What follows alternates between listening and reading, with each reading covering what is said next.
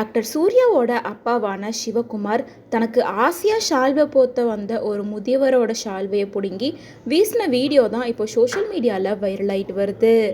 இவரோட இந்த செயலை பார்த்து பலருமே இவருக்கு கண்டனம் தெரிவிச்சிருக்காங்க. தமிழ் சினிமாவில் 175 படங்களுக்கும் மேலே சிவகுமார் அவர்கள் நடிச்சிருக்காங்க.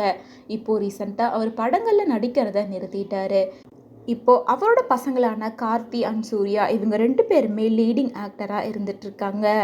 சிவகுமார் அவர்கள் படத்தில் நடிக்காமல் இருந்தாலும் நிறைய நிகழ்ச்சிக்கு சீஃப் கெஸ்ட்டாக போயிட்டு தான் இருக்காரு. அந்த மாதிரி தான் கொஞ்ச நாளைக்கு முன்னாடி ஒரு நிகழ்ச்சிக்கு சீஃப் கெஸ்ட்டாக போயிருந்தப்ப ஃபேன் ஒருத்தர் செல்ஃபி எடுக்கிறதுக்காக பக்கத்தில் வந்தப்போ செல்ஃபோனை பிடுங்கி வீசியிருந்தார். அதுக்கப்புறமா அவர் செஞ்ச விஷயத்துக்கு பல பேரும் அவங்களோட எதிர்ப்பை தெரிவித்ததுக்கு அப்புறமா அந்த செயலுக்காக வருத்தம் தெரிவித்து அந்த ரசிகருக்கு வேற ஒரு ஃபோனையும் வாங்கி கொடுத்துருந்தாரு. இதுக்கப்புறமா பல பேர் இந்த விஷயத்தை பற்றி ட்ரோல் பண்ணிட்டு இருந்தாங்க. இந்த நிலையில் ரீசெண்டாக காரைக்குடியில் புத்தக வெளியீட்டு விழா ஒன்று நடந்தது. இதில் கலந்துக்கிட்ட சிவகுமாருக்கு வயதான ஒரு முதியவர் ஆசையாக ஷால்வை போத்துறதுக்காக வந்திருக்காரு.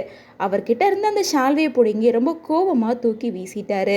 இதனால் அந்த வயதானவர் ரொம்பவே மனநொந்து போயிருக்காரு. இந்த மாதிரி சிவகுமார் ஷால்வையை பிடுங்கி வீசின வீடியோ இப்போ சோஷியல் மீடியாவில் வைரலாக ஆரம்பிச்சிருக்கு.